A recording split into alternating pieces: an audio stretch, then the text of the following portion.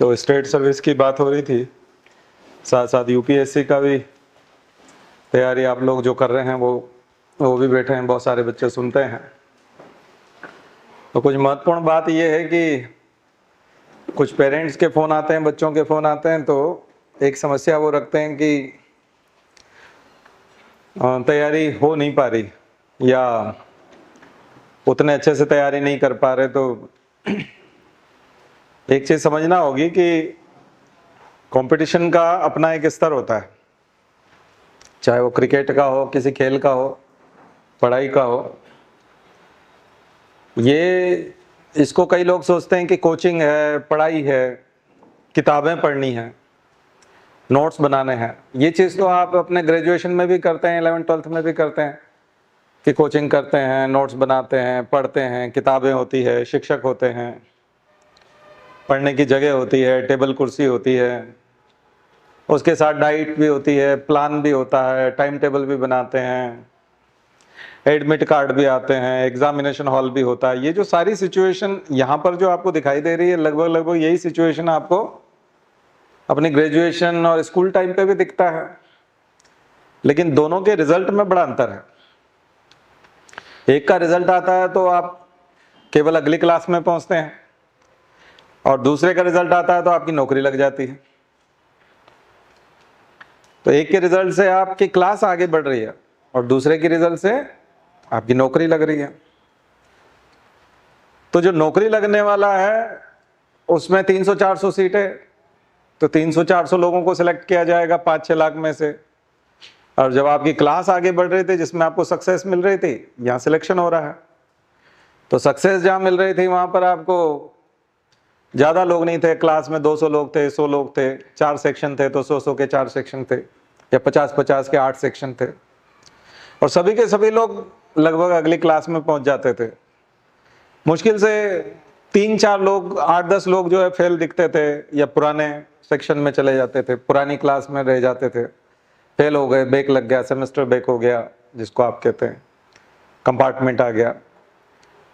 तो हम लोगों को उस एजुकेशन की आदत है और उस ढर्रे में जीने की आदत है, और हमारे परिवार वालों को भी वो देखने की आदत है। तो जब हम सिविल सर्विसेज की तैयारी में आते हैं तो यहाँ तो 5 लाख में से आपको सबसे पहले जो है वो 2-3 हज़ार में आना है, या इसका 15 गुना ले लीजिए, 400 का 6,000 लोगों में आना है। तो 6,000 लोगों में आना है करीब 6 लाख लोगों में से। और चूंकि ये कंपटीशन है, प्रतियोगिता है, तो अगर आप 6,000 में आ भी गए तो उसके बाद फिर आपको मेंस देनी है, और मेंस में पास होने के लिए फिर आपको 1200 लोगों में आना होगा, फिर इंटरव्यू होगा, तब आपको 400 में आना होगा, और उसमें कहीं आप टॉप 10, टॉप 20 में, जनरल के हैं तो टॉप 10 में आएंगे तो जाकर कहीं डिप्टी कलेक्टर के चांस होंगे। कई बार तो टॉप 6 में आना पड़ता है, तब डिप्टी कलेक्टर बन पाते हैं। तो 6 लाख लोगों में से 6 लोगों में आना है डिप्टी कलेक्टर बनने के लिए। 6 लाख लोगों में कौन कितना पढ़ा लिखा है, किसने 11 से पढ़ाई शुरू कर दी थी, किसने 9th से जो है सिविल सर्विसेज की तैयारी शुरू कर दी थी, किसके घर में कैसा एटमॉस्फेयर है, उसने कोचिंग कहाँ की है, किस प्रकार से की है, नोट्स को कैसे पढ़ा है, नोट्स लिए कैसे हैं, बहुत बड़ा अंतर है। अब क्या होता है कि जिसने ना तो 12th में पढ़ाई की, ना ग्रेजुएशन में पढ़ाई की, और जिसका मूड भी जो है वो पढ़ाई में लगता नहीं, कंपटीशन समझ में आता नहीं, आईक्यू ज़्यादा नहीं है, हार्डवर्क करने की हिम्मत नहीं है, 4-5 घंटे से ज़्यादा पढ़ने की आदत नहीं है, अभी अभी पढ़ाई शुरू की है 6 महीने पहले, साल भर पहले, और निराश भी हो गए, बैटरी भी डाउन, और किताबें भी फेंक दी, बीच बीच में मूड भी ऑफ हो जाता है, और घोषणा कर दी कि हमको समझ में नहीं आता। ऐसे कई लोग कोचिंग भी ज्वाइन कर लेते हैं, हमारी फीस वाली जो कोचिंग है उसमें भी आ जाते हैं, यहाँ पे भी आ जाते हैं। तो कई लोग टीचर को रिजेक्ट करके चले जाते हैं। अब इतने बड़े कंपटीशन में अगर तुम टिक नहीं पा रहे तो उसमें कुछ कमी आपकी भी होगी। हम तो सही सही बता रहे हैं, हम तो एक रास्ता बता सकते हैं करना क्या है। तो 2 तरह की चीजें हैं कि एक तो आप लायक नहीं है और फिर भी लायक बनना चाहते हैं तो समय लगेगा, एक चीज। निराश होने की जरूरत नहीं है, हम किसी को निराश नहीं कर रहे कि आप इस लायक नहीं, हम तो मानते भी नहीं है। हाँ, लेकिन 2019 की परीक्षा के 20 की परीक्षा के लायक नहीं है तो वो तो बोलना पड़ेगा, क्योंकि टेस्ट में आपके कभी 40 से ज्यादा आते नहीं, 50 से ज्यादा आते नहीं, 50 क्वेश्चन से ज्यादा ठीक नहीं करते हो आप, तो कहाँ से होगा। और 30-32 वाले का अभी कहाँ से हो जाएगा, अभी तो पहले 50 पे पहुंचना पड़ेगा, फिर 60 के आसपास पहुंचना पड़ेगा, तब 70 के आसपास जाने लग जाओगे तो इस साल चांस बनेंगे। और टेस्ट में नहीं ला पाए तो अचानक से कैसे आ जाएगा, ऐसे कैसे होगा, ऐसा होता नहीं है। कोइंसिडेंस से कोई पास नहीं होता, ध्यान रखिए, चमत्कार होता ही नहीं सिविल सर्विसेज में कि आपको अभी नहीं आ रहा, एग्जाम में आप सुपरमैन हो जाएंगे और सब कुछ हो जाएगा। वो तो आपका टेस्ट में दिख जाएगा, पहले से पता चल जाएगा आपका कि आप किस स्थिति के हैं। तो निराश होने की कोई आवश्यकता नहीं है, किसी को भी निराश नहीं होना चाहिए, और अति उत्साहित होने की आवश्यकता भी नहीं है। तो निराशा जो घर कर जाती है उसको भी दूर करना है, और यथास्थिति को भी स्वीकार करना है।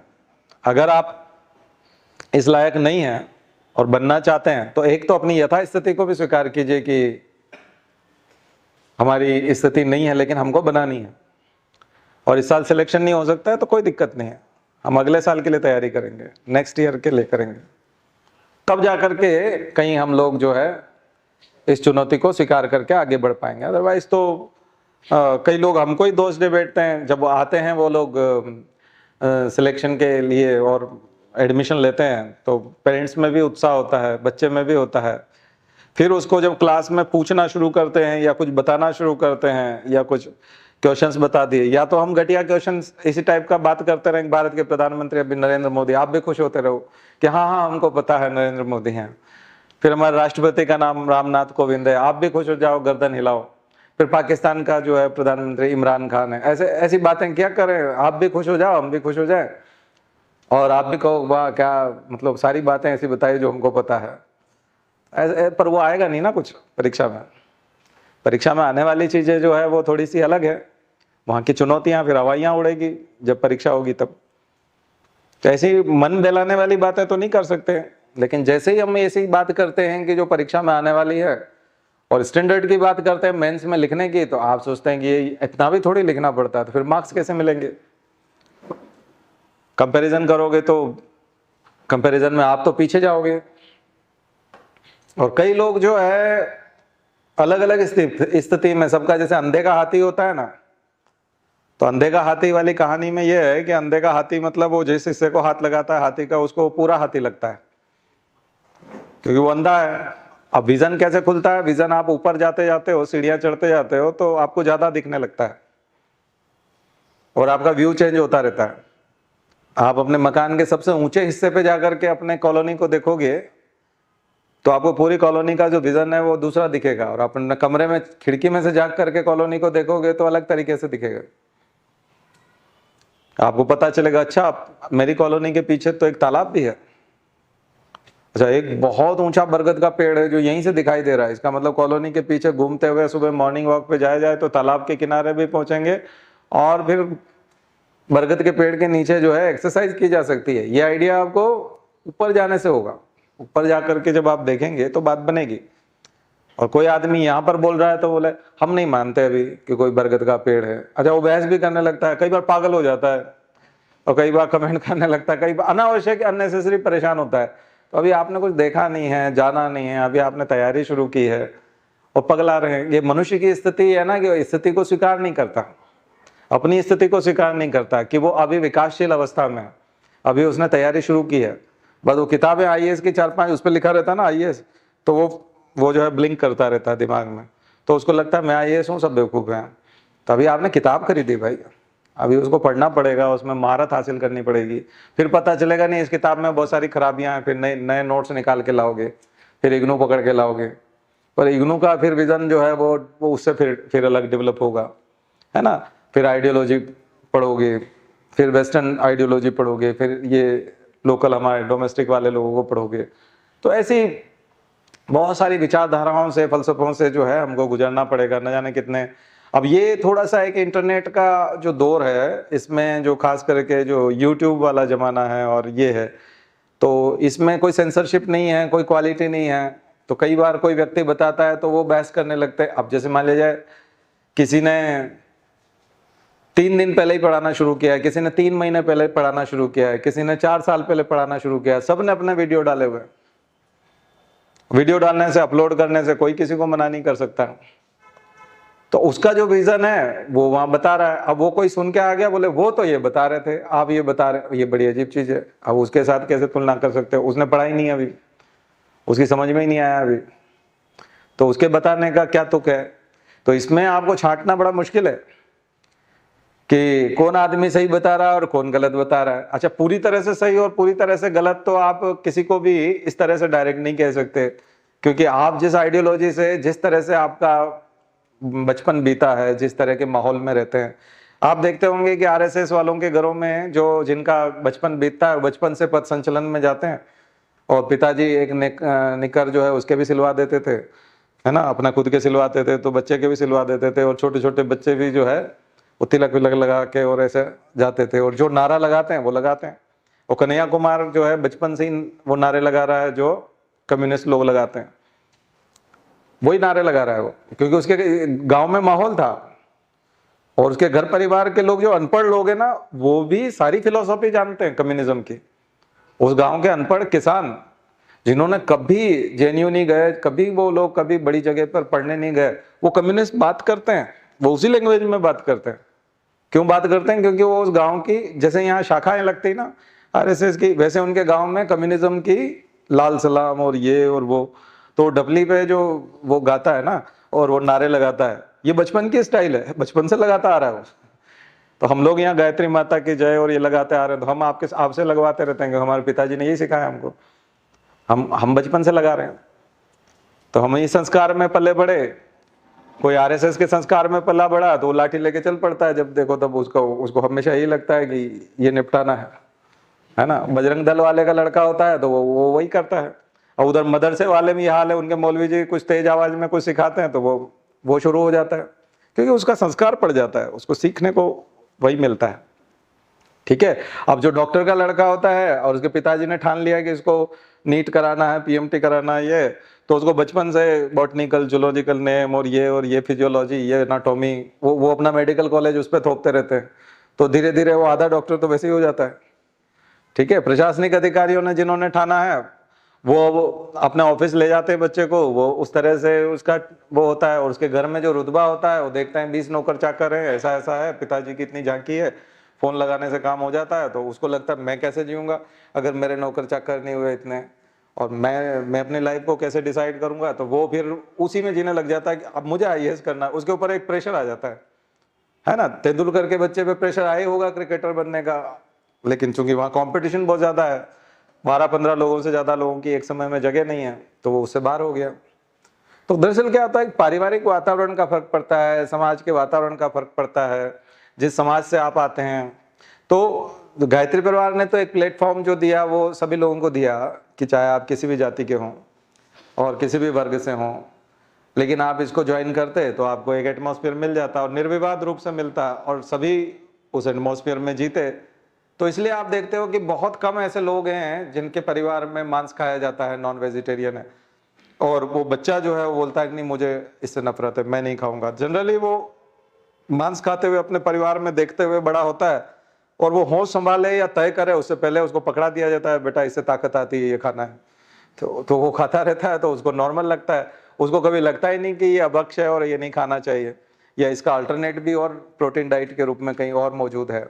तो ये होता है हमारा संस्कार। तो सिविल सर्विसेज का भी एक संस्कार होता है, और जब हम उस संस्कार में नहीं होते तो हमको संस्कार डेवलप करना पड़ता है। तो एक स्थिति होती है प्रदत्त और दूसरी होती है अर्जित। तो प्रदत्त है परिवार के द्वारा, समाज के द्वारा, हमारा आसपास के वातावरण के द्वारा। हमने ऐसा स्कूल ज्वाइन किया था, मैंने आईआईटी कानपुर का बताया था, वहाँ एक मैकेनिकल इंजीनियरिंग के प्रोफेसर थे, तो जो भी बीटेक फर्स्ट सेम में आता था और उसका 12th का एक्स्ट्रा ऑर्डिनरी होता था, और आईआईटी एंट्रेंस का यदि एक्स्ट्रा ऑर्डिनरी रिजल्ट है तो वो उसको पकड़ लेते थे, वो टारगेट करते थे कि मुझे तुमको आईएएस बनाना है, मैकेनिकल इंजीनियरिंग भूल जाओ, तुम्हारा बीटेक हो जाएगा, नॉर्मल परसेंटेज से नहीं अच्छे परसेंटेज से होगा, लेकिन एक ऑप्शनल तुम्हारा मैकेनिकल इंजीनियरिंग होगा, है ना। मैं तुमको बुक्स बताता हूँ, और अलग से वो अपने रूम पे बुला करके उसको पढ़ाना शुरू कर देते थे, अलग से सारे नोट्स देते थे, ये पिछली बार आईएएस बना था, ये उसके नोट्स हैं, तुमको कुछ करना नहीं है, सारे सेमेस्टर चाट जाओ, जम के ये करो, साथ में जीएस पढ़ो, ये द हिंदू है यहाँ मिलता है, ये न्यूज़ यहाँ सुननी है, ये करना है। तो उस आदमी ने जब तक नौकरी की वो अपने यहाँ से खूब आईआईटीएन को आईएएस में निकालता रहा, और लास्ट सेम में वो बिल्कुल बोल देता था इसी साल आईएएस निकालना है, इधर लास्ट सेम का एग्जाम होगा, इधर आईएएस का एग्जाम होगा, अब तुम्हारा 21 भी पूरा हो गया, तुम निकालो।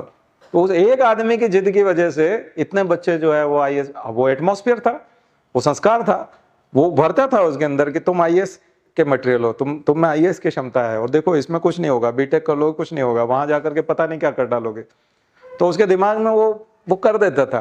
तो अब जिन कॉलेजेस से, जिन यूनिवर्सिटीज से अच्छे अच्छे रिजल्ट निकलते हैं, उसका कारण आपको समझ में आ रहा होगा। क्या होता है कि दिल्ली यूनिवर्सिटी से ज्यादा रिजल्ट इसलिए आते हैं, पेपर सेटर वहीं के होते हैं, कॉपी वही चेक करते हैं, तो क्या हुआ, पढ़ाने में भी आता है, वही चीजें पढ़ाने में भी आती है। जो कॉपी से चेक करने जा रहा है और जो पेपर बना रहा है, पेपर डिजाइन कर रहा है, तो आप देखना आपके क्लास में जिसने पेपर बनाया होता है ना, तो अनायास उसके मुंह से निकल जाता है ये बहुत इंपॉर्टेंट है एग्जाम के लिए तो वो बताने में आ जाता है। तो अभी 1-2 एग्जाम हुई थी बैकलॉग की, ये पहले पीएससी एमपी पीएससी ली थी, तो इंदौर में प्रशिक्षण चलता था, उसमें कौन सा यूनिवर्सिटी, देवी अहिल्या यूनिवर्सिटी, तो डीएवीवी में, तो वहां पर प्रशिक्षण चलता था इनका, ओबीसी वालों का, एससी एसटी वालों का, अल्पसंख्यक लोगों का। तो उसमें सारे वो लोग पढ़ाने आते थे जो एमपीपीएससी का पेपर सेट करते थे, तो सारे बच्चे वहीं से सिलेक्ट हो गए डीएवीवी के प्रशिक्षण से।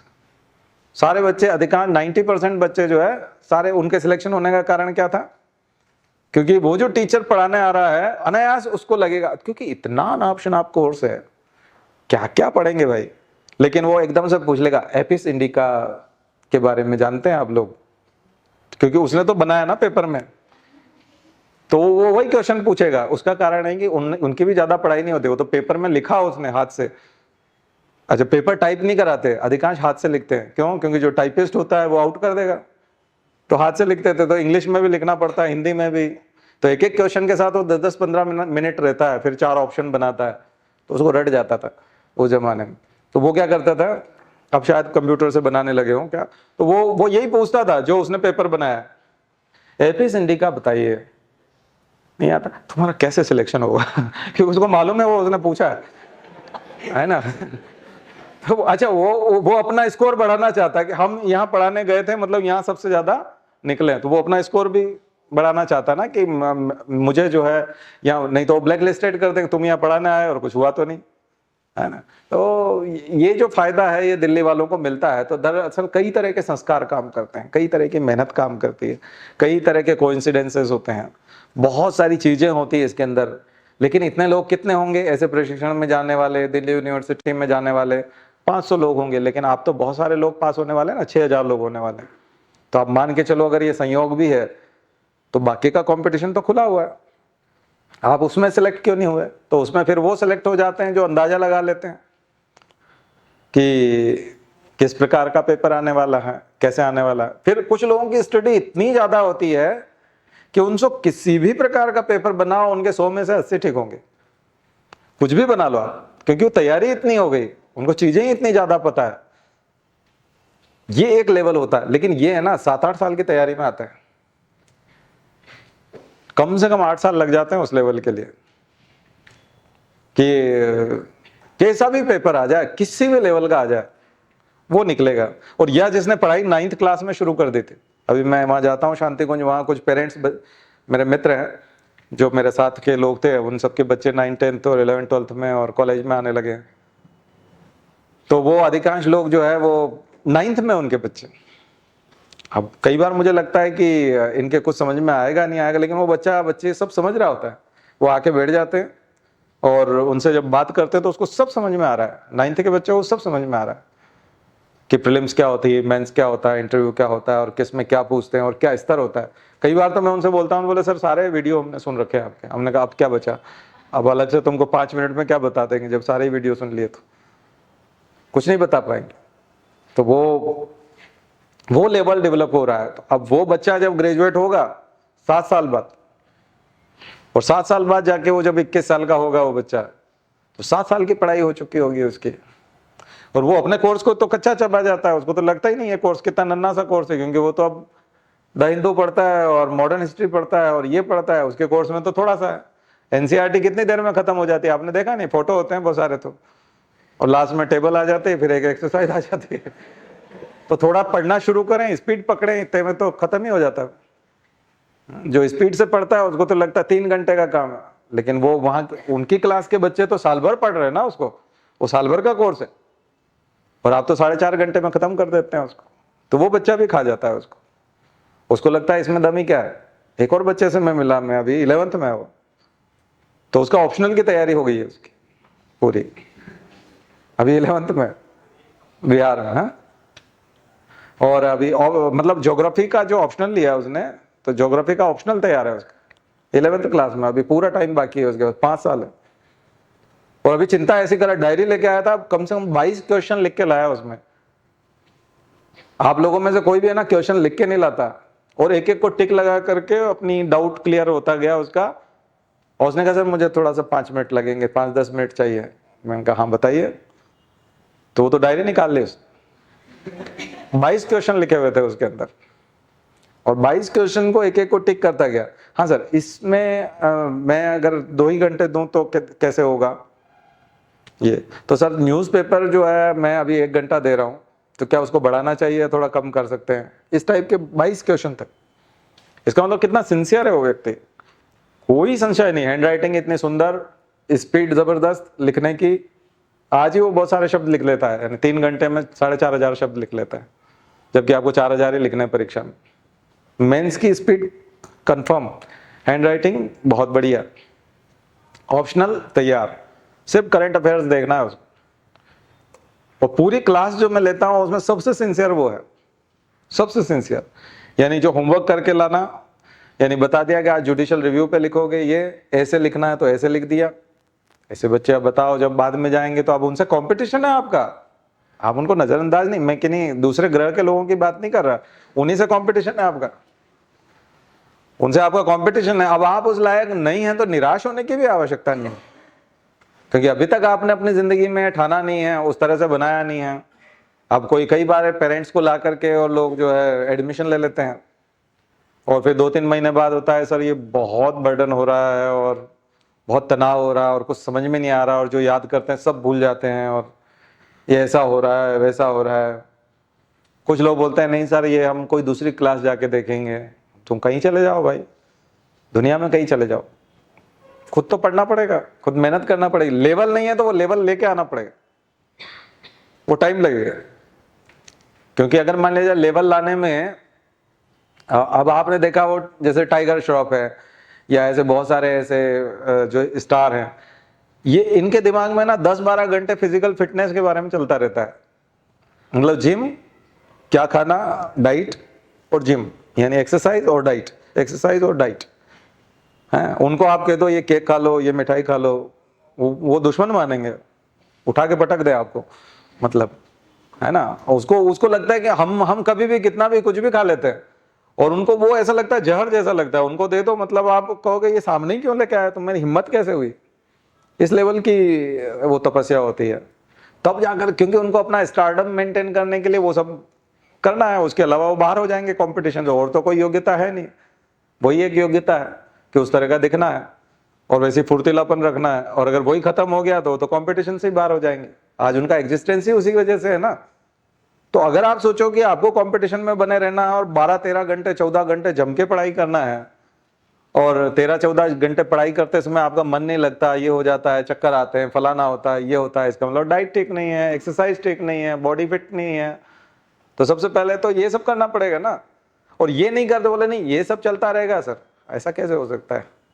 आप अच्छा एक थाली भर के दाल चावल खा लो, है ना। कई लोगों को मैंने देखा बहुत ही खाते हैं, मतलब दाल चावल, उनको शौक होता है। तो ये अब आप समझो कि अगर आप 1-1.5 किलो तो वजन बढ़ जाना है और खूब नींद आनी है, फिर बोले सर सुबह उठा नहीं जाता, कैसे उठा जाएगा।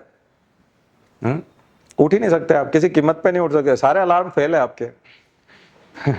इतना भयंकर डाइट के सामने कैसे होगा, कुछ नहीं होना जा रहा।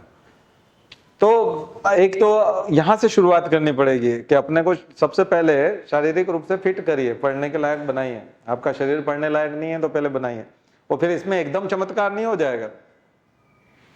फिर बाद में धीरे धीरे धीरे आप पढ़ने लगेंगे तो आपकी दृष्टि विकसित होगी, और फिर जो है रिजल्ट्स आना शुरू होंगे। तो थोड़ा टाइम लगेगा। जो लोग 2-3 साल से पढ़ रहे हैं वो समझ रहे होंगे कि 2-3 साल पहले भी उनको यही बताया था कि धीरे धीरे विकसित होगा, तो आज समझ में आने लगा होगा कि क्यों बोला था, है ना। तो 3-3 साल में भी रिजल्ट आते हैं, कभी कभी 2-2, 2.5 साल, 3-3 साल में रिजल्ट आते हैं। अगर आपने पहले का पुण्य नहीं अर्जित नहीं है आपका तो या तो पूर्व जन्मों का संस्कार हो, यानी कि पुण्य अर्जित हो। हाँ, हमारे यहाँ आता था एक बच्चा जो गर्मी की छुट्टी में हमने एक एक्सरसाइज करने के लिए रखा था कि जो जागरूक माता पिता हैं वो अपने बच्चों को अभी से भेजें। तो मैंने 9 से शर्त रखी थी, 11-12 वाले बच्चा है, लेकिन कुछ 9 से भी आ गए थे। और मेरे परिचित के थे, एक तो हमारी मैडम पढ़ाती थी, तो उन्हीं की बहन थी छोटी, मतलब अंकल की लड़की थी, तो वो 9th में थी, तो उसको एडमिशन देना पड़ा। फिर एक सर आए थे, उनका लड़का 8वीं में था, और उसके बहुत मोटा चश्मा लगा हुआ था, मतलब पढ़ाकू लोगों के लिए जो होता है। और वो जो बच्चा था मैंने देखा, अल्टीमेट था, अल्टीमेट, मतलब क्या उसका नॉलेज था, सब कुछ कंसेप्ट ले, ग्रेजुएशन हो गया उसका, समझ लो 8th में। मेरे एक मित्र है, उनका लड़का भी अभी 8th में है, तो वो उसने भी सब कुछ कर लिया, यानी उसका बीटेक भी खत्म हो गया और एमबीबीएस भी खत्म हो गया और सब खत्म हो गया। वो 8वीं में ही सब कुछ पचा जाता है। वो कुछ भी बात करो वो सभी बड़े बड़े, चूंकि वो आईएएस हैं तो वो पकड़ लाते हैं बड़ा इंजीनियर, जैसे कि कोई इंजीनियर है उनके एरिया का और बीटेक है और यहाँ नौकरी लगा हुआ है और उनके गांव के उधर का है, तो उसको बोल देते हैं तो एक काम करना, शाम को 1 घंटे आ जाया करो। तो इंजीनियर क्या करेगा, बोले मैंने तो बीटेक किया है, उसके साथ बैठना, तो सब बनाता है वो। आप तो पढ़ते हो किताब में, वो बना देता है, सर्किट बना देता है। मार्केट में जब जाता है तो सब चीजें खोजता रहता है, ये फिजिक्स के जो आपके डायोड होते हैं, ट्रायोड होते हैं, या ऐसी ऐसी जो चीजें होते हैं, ट्रांजिस्टर में वो जो लगते हैं, वो सब चीजें खरीदता है। जहां जाता है तो वहां बहुत सारी चीजें खरीद लेता है, बैटरी खरीद लेता है, ये खरीद लेता है, वो क्या खरीद लेता है, सर्किट बनाता है, खुद ही सर्किट बनाता है, नए नए सर्किट बनाता है, नए नए ऐप बनाता है, नए नए सिस्टम बनाता रहता है। कुछ तो भी आप बात करते हो, आप थ्योरी पढ़ते हो, वो प्रैक्टिकल करता है। अब उसको आईएएस बनने में कहाँ टाइम लगना है, वो जब जिस दिन ग्रेजुएट होगा और जिस दिन ठानेगा, उसको सब पता है, 6-7 तरह की लैंग्वेज पता है, कमांड है। उसकी कविताएं इंटरनेशनल मैगजीन्स में, स्कूल्स में छपती है। इंटरनेशनल स्कूल है बहुत सारे, जो सबसे बेस्ट स्कूल है। कोई राष्ट्रपति की पत्नी चला रही है, कोई प्रधानमंत्री का भाई चला रहा है किसी किसी देश में, उज्बेकिस्तान का, यहाँ शायद ताजिकिस्तान के राष्ट्रपति की पत्नी बहुत अच्छा, दुनिया का सबसे अच्छा स्कूल चलाती है। तो दुनिया के जो सबसे अच्छे स्कूल है, बेस्ट स्कूल है, उनकी जो मैगजीन है उनमें 10 कविताएं छपती है दुनिया के अच्छे बच्चों की, उनमें उसकी कविताएं जाती है, और वो इंडिया से है।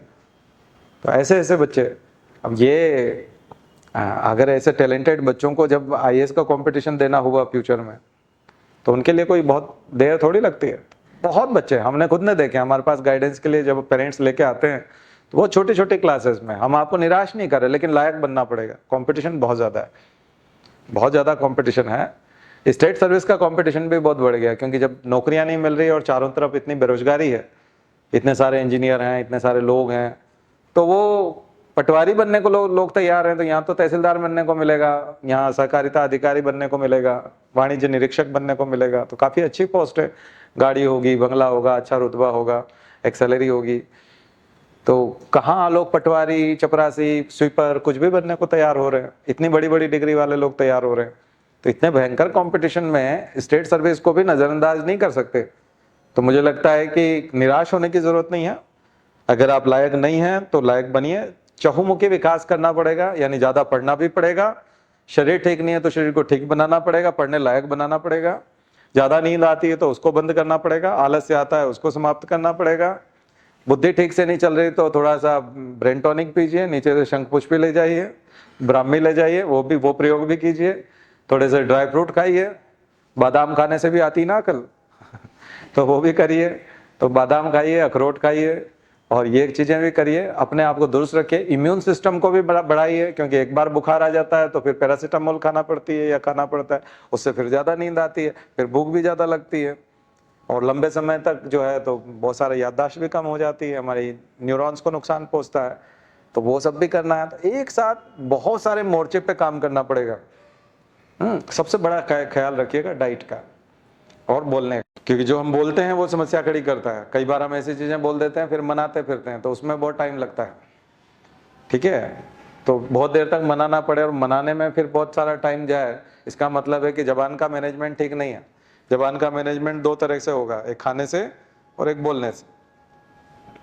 गलत बोल दिया तो फिर माफी मांगोगे, सॉरी बोलोगे, कई बार सामने वाला माफी नहीं करता और हमको माफी जरूरी में चाहिए, तो फिर दिक्कत, क्योंकि माफी नहीं होगी तो तब तक जो है पढ़ाई नहीं कर सकते, क्योंकि हमने जो है गिरवी रखा हुआ है हमारा मन, हमारा दिमाग, हमारी पढ़ाई सब।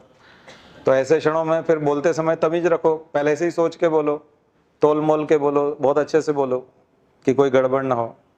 इसलिए ज्यादा पढ़े लिखे लोग जो होते हैं वो बहस में नहीं उलझते, नमस्कार करते फिरते हैं, हाथ जोड़ते फिरते हैं, अरे भाई सही कह रहे हो, तुम सही कह रहे हो, नहीं तुम सही हो, सॉरी, थैंक यू, सॉरी, बस इससे काम चलाते हैं, है ना। क्योंकि जो समझदार होता है वो यही करता है, उलझता नहीं, बहस नहीं करता। दो तरह की चीजें, ये जादू बताया हमने सिलेक्शन का, है ना। कई लोग बोलते हैं ना सिलेक्शन होगा कैसे, तो एक बोलने से, ठीक से बोलने से, बहुत कम बोलने से, तो धीरे धीरे आप कम बोलना शुरू कर देते हैं। क्योंकि ज्यादा बोलने से समस्या खड़ी होती है, और आप सामने वाला क्या कहना चाहता है उसको सुने बिना यदि बोल दोगे तो और जाता है। पहली बार बात को सुन लो, नहीं तो बहुत देर तक सुनना पड़ेगा, तो उससे अच्छा एक ही बार में ढंग से बात को सुन लो। तो खास करके परिवार वाले जो होते हैं हमारे घर में, अलग अलग स्वभाव होता है, सबको कैरियर नहीं बनाना, ध्यान रखिए। आपने अगर अपने परिवार में तय किया है तो हो सकता है आपके परिवार में 10 लोग ऐसे हों जो आप पे प्रभाव रखते हों और आपको उनकी बात सुननी पड़ती हो, लेकिन उनको कैरियर नहीं बनाना है। उनका मूड भी खराब हो गया तो कोई फर्क नहीं पड़ेगा, नौकरी करने वाले का मूड खराब हो जाए, दुकान पे बैठने वाले का मूड खराब हो जाए, कोई फर्क नहीं पड़ता। और भी कोई व्यक्ति है वो अपना काम कर लेगा, लेकिन आपका मूड खराब हो गया तो पढ़ाई नहीं होनी है। तो एक तो मूड खराब नहीं होने देना है और एक जबान खराब नहीं होने देना है। खाना पीना कोई ऐसा नहीं खाना है कि आपका शरीर के केमिकल जो है वो आपका साथ न दे। ये दो चीजें आपके हाथ में है, इसलिए बता रहे हैं, क्योंकि पहले से आप नहीं पढ़े थे 9वीं क्लास में, अब आप नहीं जा सकते, हम टाइम मशीन नहीं ला सकते और आपको पीछे नहीं ले जा सकते। तो जो गलतियां पहले हो चुकी है वो अलग चीज है, अभी आपके हाथ में दो चीजें। फिर हम क्या रात दिन 10-12 घंटे पढ़ेंगे तो क्या अभी 12 जनवरी वाली एग्जाम निकाल लेंगे? अगर आप बॉर्डर वाले हैं, 50-60 तक ठीक करते हैं, तब तो आप निकाल लेंगे, किया जा सकता। लेकिन आप अभी 30-32 की स्थिति में, 40 के, तो आज मैं 2 तरह के प्रश्न लिखवाता हूं, 20 प्रश्न, ठीक है, तो बहुत ही हल्के लेवल के हैं। तो आज ये टेस्ट हो जाए आपका। पहला प्रश्न लिखिए, Mukherjee formula. Mukherjee formula.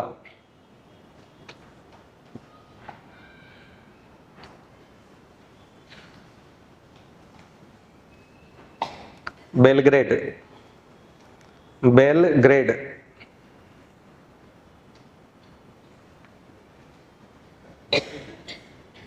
Mohan Rakesh. Mohan Rakesh.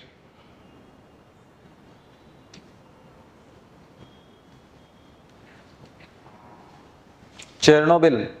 Chernobyl दुर्घटना, डिजास्टर। Chernobyl disaster.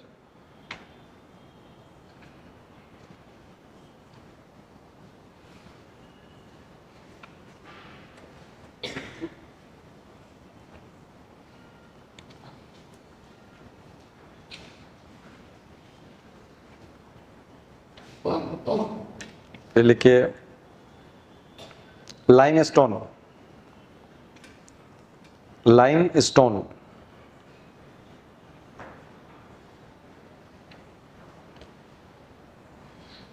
फिर लिखिए, bleaching powder. Bleaching powder.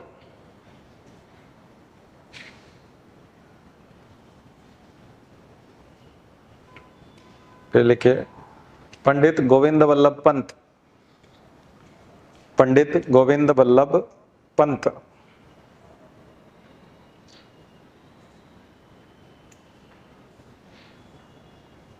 Doctor Verghese Kurien, doctor Verghese Kurien.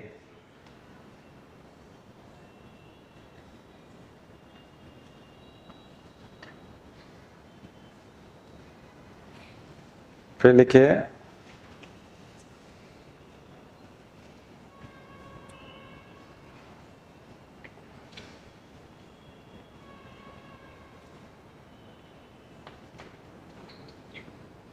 Asiatic Society of Bengal, Asiatic Society of Bengal.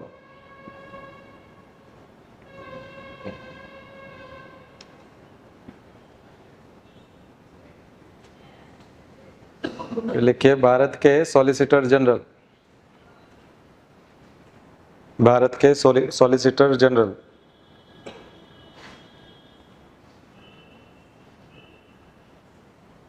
फिर लिखिए रज्मनामा, रज्मनामा, RAZMNAMA,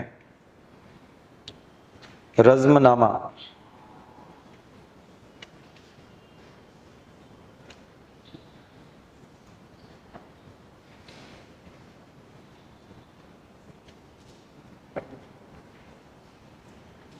रानी दुर्गावती, रानी दुर्गावती।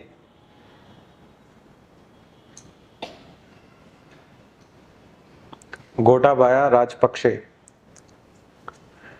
गोटाबाया राजपक्षे।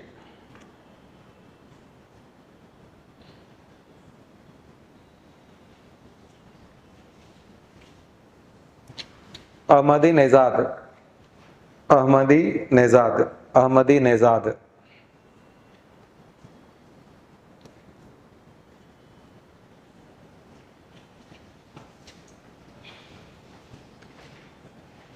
फिरोज शाह मेहता, फिरोज शाह मेहता।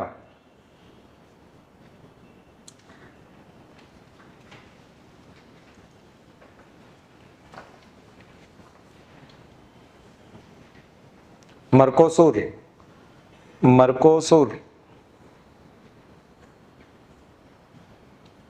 MERCOSUR, मर्कोसूर।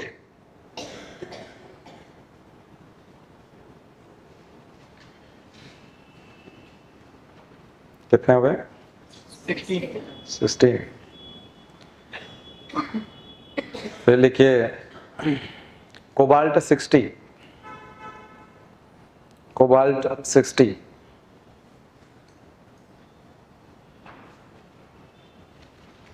सर्न, CERN, सर्न।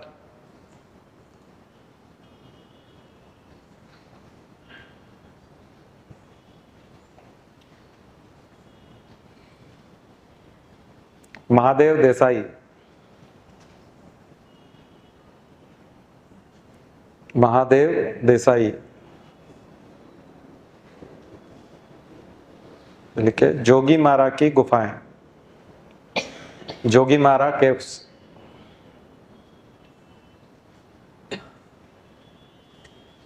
तो ये एक अलग स्टैंडर्ड है, लेकिन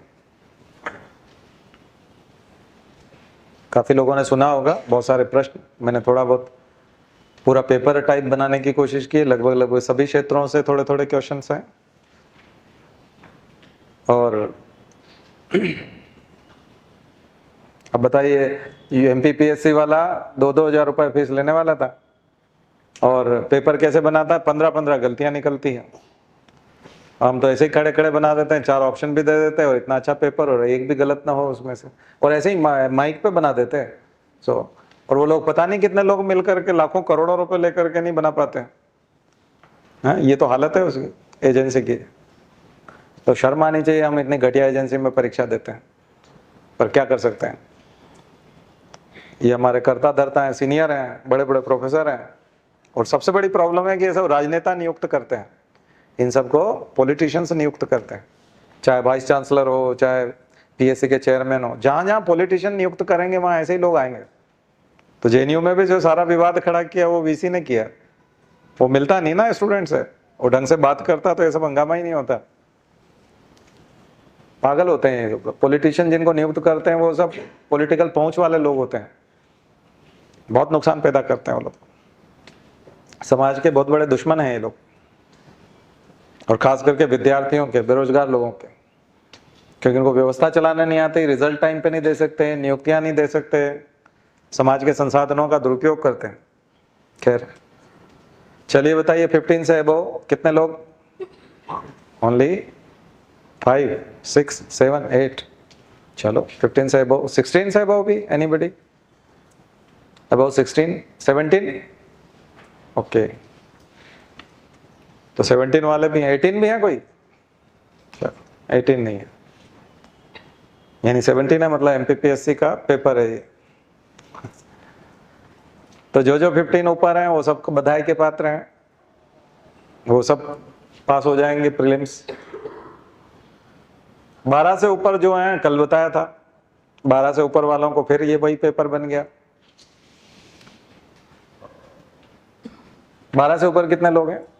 पहले वाले हाथ मत खड़ा करना। अच्छा, 12 से ऊपर भी काफी हैं, 12 से ऊपर तो बहुत लोग हैं। बस आपको थोड़ा लास्ट में एक बहुत मेहनत करना पड़ेगी। 10 से ऊपर, अब 12 वाले 15 वाले हाथ खड़े मत करना, बस इसका मतलब बाकी लोग 10 से नीचे हैं। 5 से नीचे कोई है? 5 से नहीं, बिना हिचक के हाथ खड़े करो तो फिर विकास होगा। 5 से नीचे, अच्छा, तो अभी आपकी तैयारी शुरू नहीं हुई है ना? तो अभी तैयारी शुरू करेंगे तो दो एक साल में पकड़ लेंगे आप। 1 साल में भी पकड़ सकते हैं, अगर बिल्कुल तैयारी शुरू नहीं की है और अगर बहुत अच्छी स्पीड रखी है आपने तो 1 आध साल में भी पकड़ लेंगे। लेकिन जो लोग 10 से ऊपर हैं वो स्थिति एकदम सुखद नहीं है, कंफर्ट जोन में नहीं रह सकते आप, आपको थोड़ा सा बाहर आना पड़ेगा। यानी वो जो फार्मूले मैंने बताया था ना मैनेजमेंट वाला, वहां से शुरू करना पड़ेगा। 5 से नीचे वालों के लिए तो हम इस साल कुछ नहीं कर सकते, बस ये है कि आपको शुभकामनाएं देंगे भविष्य के लिए। लेकिन 5 से ऊपर वाले हैं वो कोई चमत्कार की उम्मीद तो न करें, लेकिन मेहनत करना शुरू करें, ठीक है? मेहनत करना शुरू कीजिए तो आपको जल्दी सफलता मिलेगी। और जो 10 से ऊपर हैं वो सफलता मिल सकती है, बहुत ज़्यादा चांस है, 75% चांस है सफलता मिल सकती है। 12 से ऊपर वालों की सफलता मिलेगी उनको, लेकिन और 15 से ऊपर वाले एकदम निश्चिंत नहीं रहना है कि मिल गई है मतलब हमने आज बोल दिया मतलब आप बन ही गए, ऐसा नहीं। पढ़ाई बंद मत कर देना, जम के जारी रखना, कंपटीशन है ये, कभी भी अनफेवरेबल कंडीशंस डेवलप हो सकती है। तो हमको ऐसा लगता है कि हमारे यहाँ से कम 25 लोग आप लोगों में से जो है सिलेक्ट हो सकते हैं। हर साल ही होते हैं 25-30 तो इसलिए वो कोई इतनी बड़ी बात नहीं है। लेकिन हम सोच रहे थे कि ज़्यादा लोग हों। देखो कुछ करते हैं, कोशिश करते हैं चमत्कार की, तो आप हाँ उम्मीद करो। अब ये जो सारे क्वेश्चंस दिए इनको जा करके उसमें देखिए, है ना, किसमें गूगल में निकालिए, मिल जाएंगे सब। और ये क्यों लिखवाए हैं वहाँ जाके आपको पता चलेगा, क्यों लिखवाएं उसका कारण वहाँ जाके पता चलेगा, ठीक है? चलिए मैं अगला टेस्ट लिखवाता हूँ, एक और चांस देते हैं। ये आपके लिए छोड़ दिया गूगल पे,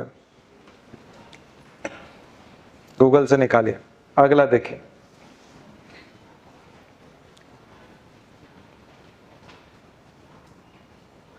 इस बार थोड़ा सरल करने की कोशिश, आपका उत्साह बढ़ाना ही। अब पता नहीं मेरे लिए सरल होता है, आप लोगों के लिए होता है कि नहीं, क्योंकि मुझे तो पता है इसीलिए मैं लिखवा पा रहा हूँ। लेकिन फिर भी मैं कोशिश करूंगा कि कुछ चीजें लिखी जाए। लिखिए, आनंद मठ, आनंद मठ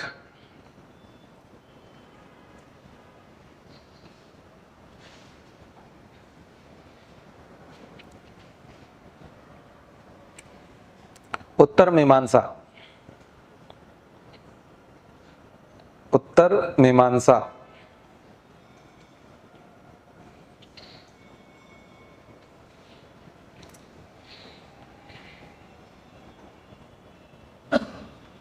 Kamboj,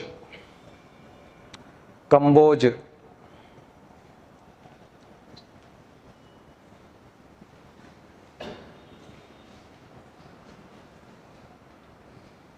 CAG, CAG, CRISIL, CRISIL,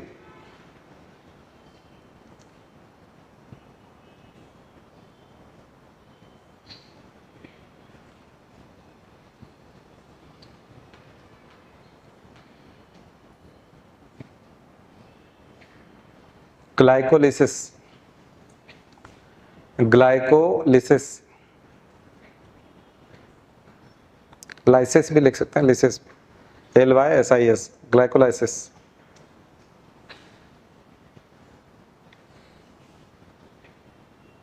pantothenic acid, pantothenic acid,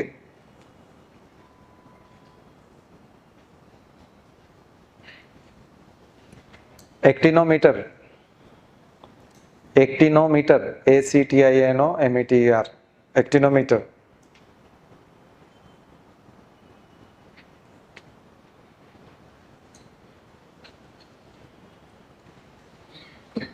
Rukmini Devi Arundale,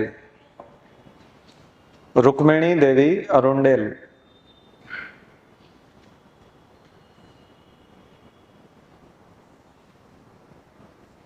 Panchajanya, Panchajanya,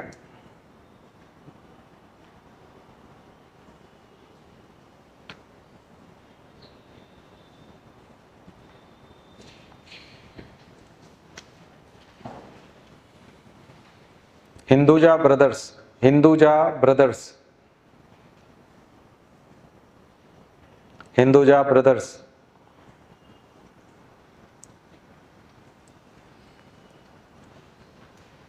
sericulture, sericulture,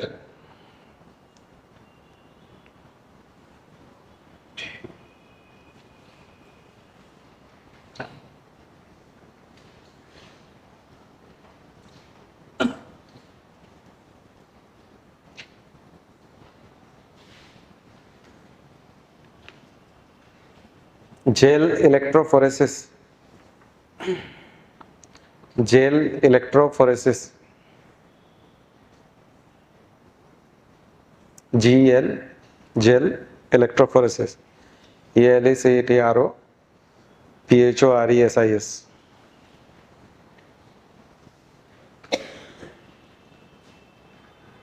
गेम्बूसिया fish, gambusia, GAMBUSIA, gambusia fish.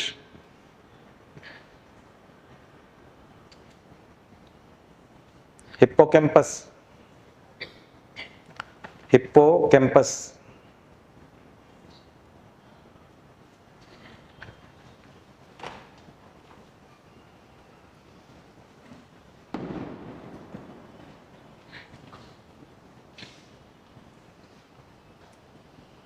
पछुआ पवने, वेस्टर्लिन विंड्स, पछुआ पवने, वेस्टर्लिन विंड्स।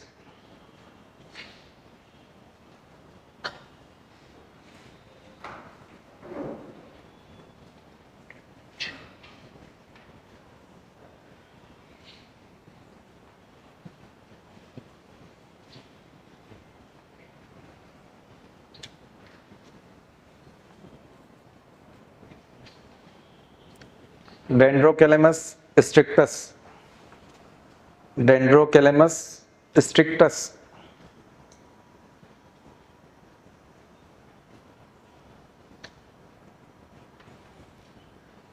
हो गए 20। रुगमार्क, RUGMARK, रुगमार्क, रगमार्क भी बोलते हैं, रुगमार्क भी बोलते हैं, RUG, Rugmark.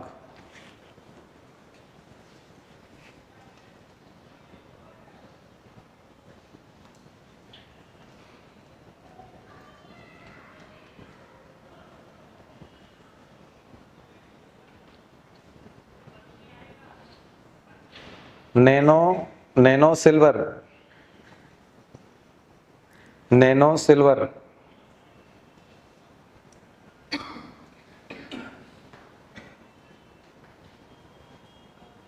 Angela Merkel, Angela Merkel. अब बताइए। काउंट कीजिए अपना score.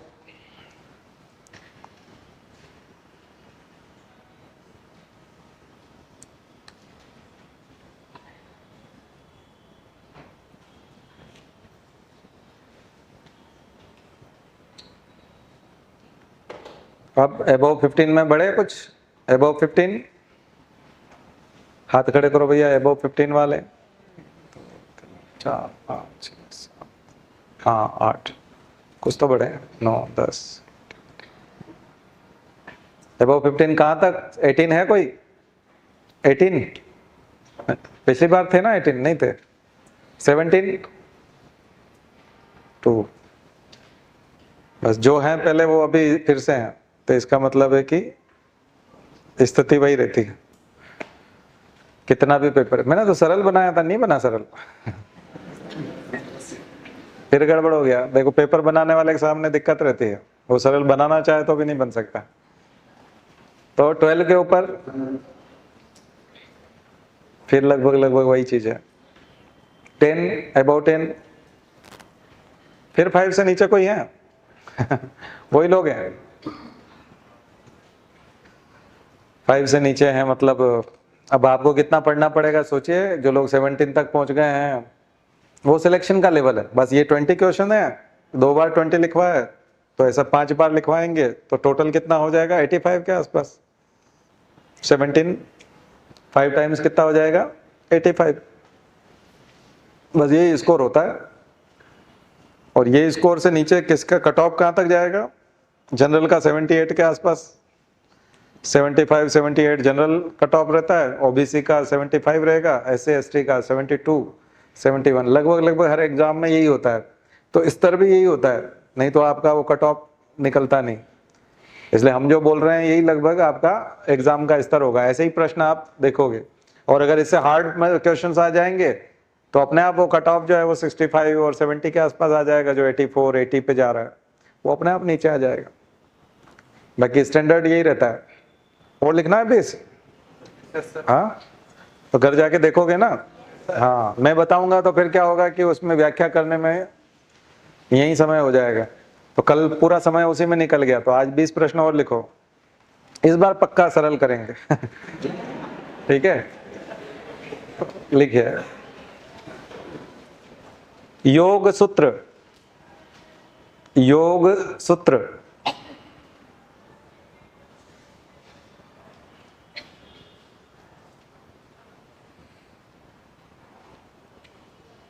Detroit, Detroit, Detroit city है।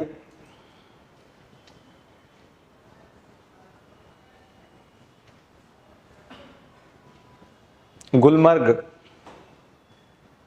गुलमर्ग,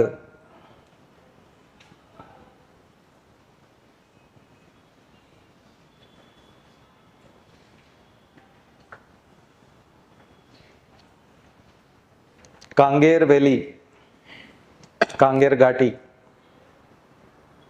कांगेर घाटी।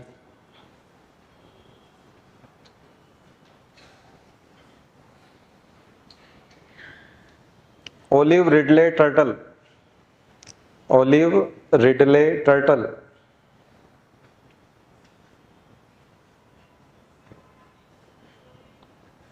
हिम तरंगिणी, कल लिखवाया था?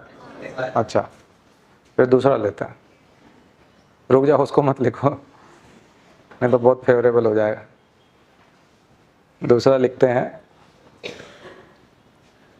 सतपुड़ा के घने जंगल, सतपुड़ा के घने जंगल। किसने लिखा है ये बताना है आपको। फिर लिखिए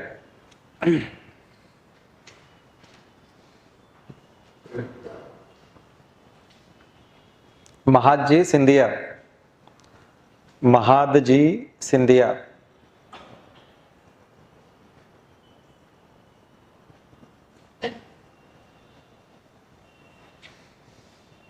जयंत नार्लिकर, जयंत नार्लिकर।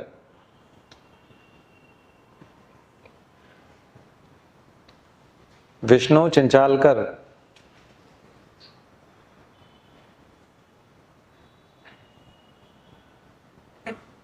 विष्णु चिंचालकर,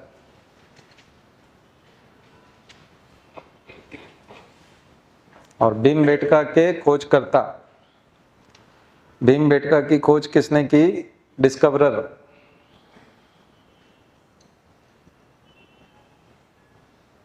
उल्टा पूछ रहा हूं मैं जानबूझ के। भीमबेटका के खोजकर्ता यानी discoverer. Charles Korea. Charles Korea. Retinol. Retinol, ये तो नहीं पूछा था।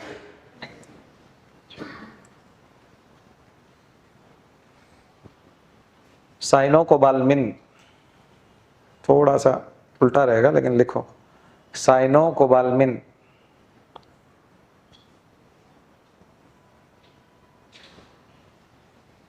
Kigali agreement. Kigali agreement.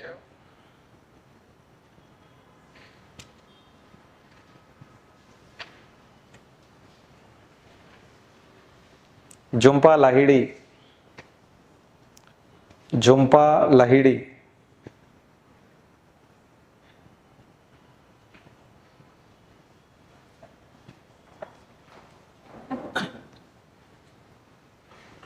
Ayushman योजना। आयुष्मान योजना।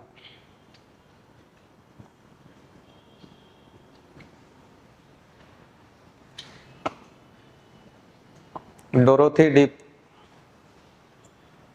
Dorothy deep, DEEP, deep. Dorothy, DOROTHY, Dorothy.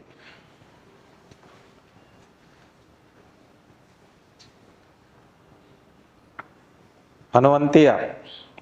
Hanumanthaiah.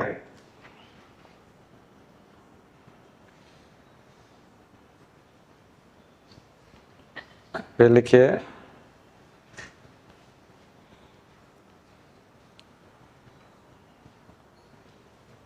Kuno Palpur.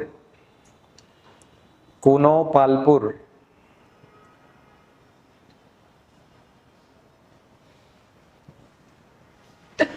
Sawai Jaisingh. Sawai Jaisingh.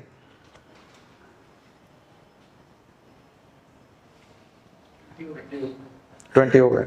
चल अब सरल है थोड़ा, हाँ पहले से सरल होगा। आप बताइए 15 से ऊपर अब बढ़ने चाहिए। देखो अपने आप बढ़ गए, अब तो बहुत सारे लोग हो गए। अब 18 पे है कोई? 18, हाँ चलो 4-5 है। 19, 19 भी है। चलो तो ऊपर 19 पहुंचेगा फिर तो कट ऑफ ऊपर हो जाता है। आ गया समझ में? तो जब सरल होंगे 2-3 प्रश्न भी, 5 प्रश्न भी सरल आ गए तो आपका कट ऑफ 1-2 प्रश्न ऊपर चला जाएगा, और कठिन बना के रखेंगे तो कट ऑफ इधर आ जाएगा। तो ये एग्जाम होती है। तो ये मैंने थोड़ा सा आपको झलकी दी है। अब आपके पास 60 क्वेश्चन हो गए। अब 60 क्वेश्चन की लिस्ट बनाना। अगर कूनो पालपुर बताया है तो एक नेशनल पार्क है, एक तरह से अभयारण्य है, तो मध्य प्रदेश के अभयारण्य की लिस्ट बनानी, Madhav national park, Kanha national park, सब। तो एक एक के साथ लिस्ट जुड़ी हुई है। तो एक एक लिस्ट में कम से कम 10 हैं, ज्यादा ज्यादा 20-50 भी हो सकते हैं। तो एक लिस्ट के एक प्रश्न के साथ 10 जुड़े हुए हैं, तो ये 60 जो हैं कितने हो जाएंगे? 600 हो जाएंगे। 10 टाइम्स हो जाएगा। कल का जो बताया 20, वो भी 10 टाइम्स हो जाएगा। तो 800 प्रश्न तैयार हो गए आपके। 800 प्रश्न हो गए कि नहीं? तो इनको बहुत गंभीरता से लेना है, बहुत सोच समझ के प्रश्न पूछे गए हैं, बहुत इंपॉर्टेंट क्वेश्चन है। लेकिन सफलता कब मिले? केवल इनसे नहीं होगा। ये भी बैठेंगे, आपको आश्चर्य करेंगे एग्जाम में जब ये सब पूछेंगे, तो आपको बहुत आश्चर्य होगा कि ये सब ऐसे ज्यों के त्यों पूछ लिए गए। अब हो गया टाइम? कितना टाइम हुआ? एक बार और हो जाए 20। चलो मुझे कोई दिक्कत नहीं है, मैं तो आप कहोगे रात भर बैठ के लिखवाता रहूं, ठीक है? आप लिखते रहो, मुझे कोई समस्या नहीं। चलिए लिखिए। नोवाक जोकोविच, नोवाक जोकोविच।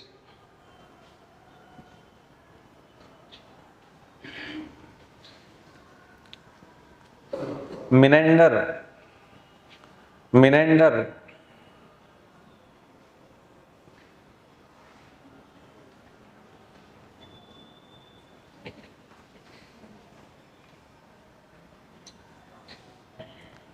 Seven submit, seven submit.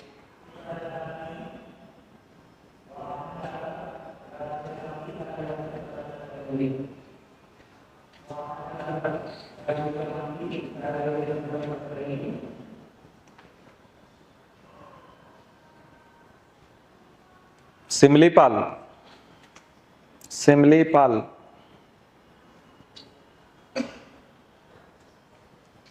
Sambar झील, सिमलीपाल बायोस्फीयर रिजर्व।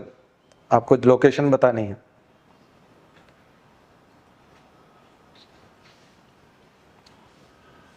सांभर झील। Master Surya Sen,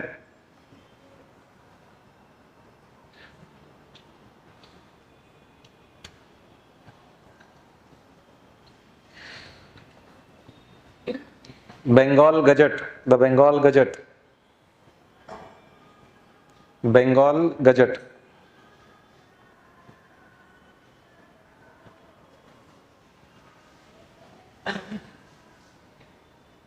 Namvar Singh, Namvar Singh,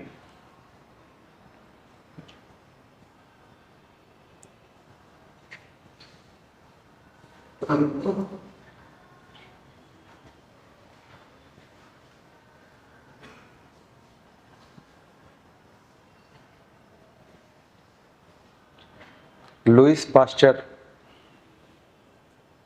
Louis Pasteur.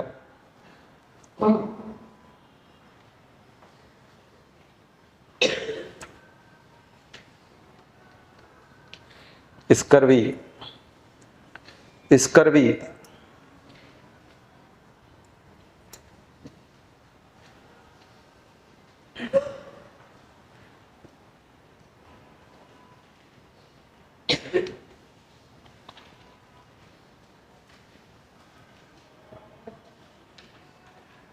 Brabourne stadium, Brabourne, Brabourne stadium.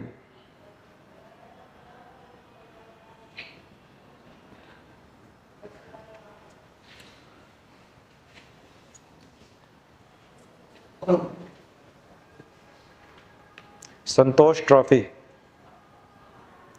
संतोष ट्रॉफी।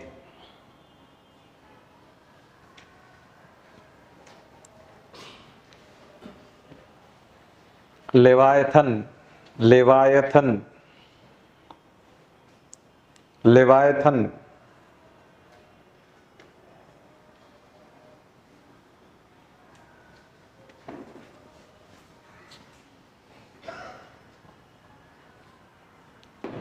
दारफुर, पहले हो गया था, नहीं हुआ। दारफुर, DARFU है, Darfur.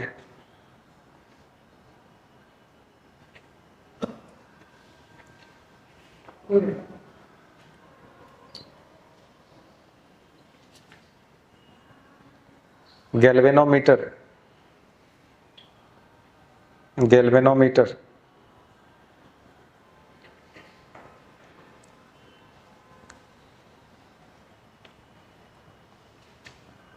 Article 338A,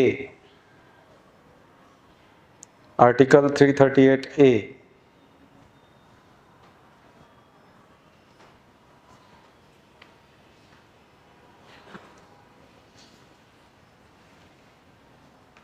Bushman, bushman.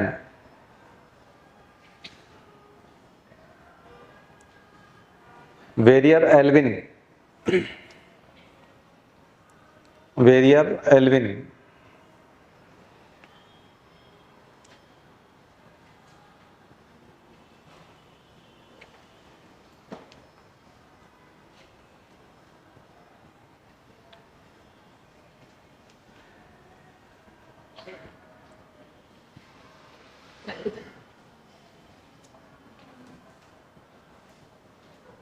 पंडित रविशंकर शुक्ल, पंडित रविशंकर शुक्ल।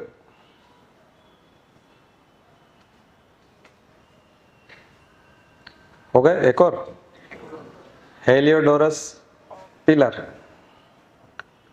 हेलियोडोरस स्तंभ,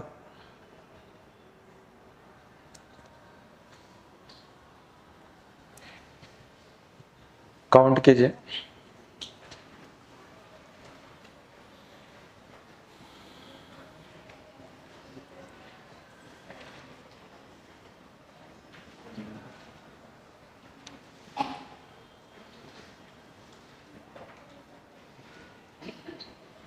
इसका अलग नोट्स बना लीजिए, लिस्ट वेस्ट बना लीजिए, पूरा नोट्स बनाइए, इसको रिवाइज करते रहिए।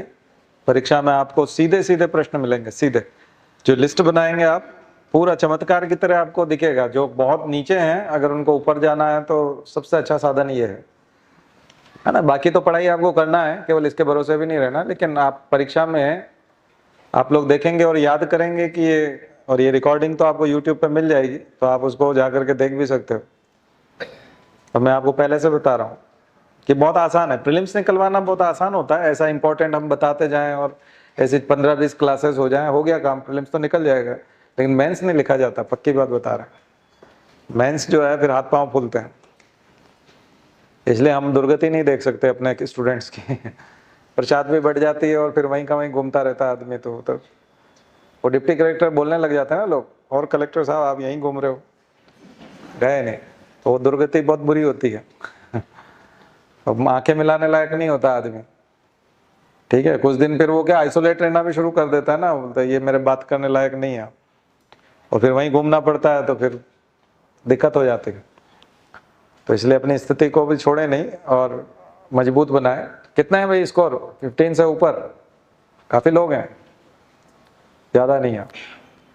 18 तक, 18, 19 तो है कोई? 19 पे नहीं है इसमें, चलो अच्छी बात। 10 से ऊपर तो काफी है, हाथ खड़े करो भैया 10 से ऊपर। चलिए ठीक है।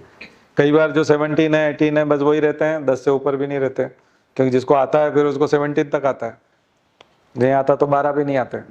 तो ऐसी स्थिति भी आ जाती है। तो ये पढ़ने लिखने वालों के प्रश्न है, तो इससे कुछ जागृति आई कि नहीं आई? है किन्हीं किन्हीं का अहंकार भी धुला होगा कि हम बहुत पढ़ लिए, हमको याद हो गया, है ना। अब ये समझ में आया होगा कि कुछ याद नहीं हुआ। तो ये सब चीजें अभी धरी की धरी हैं। अभी इसमें बहुत सारी चीजें हमने पूछी नहीं है, बहुत सारे प्रश्न पूछे जा सकते हैं, बहुत सारे प्रश्न तैयार किए जा सकते हैं। खैर, आपके पास होमवर्क आया पर्याप्त, हाँ। इनकी लिस्ट बनाओ और लिस्ट को रटना शुरू करो। मैं उस पर भी डाली है इन्होंने, देखो लिस्ट किस पे डाली है, उस पे अपने ग्रुप में। तो आप लोग भी ग्रुप में, जो लोग शामिल नहीं हुए हैं वो ग्रुप में शामिल हो जाओ और लिस्ट को बनाओ। चलिए, शांति पाठ।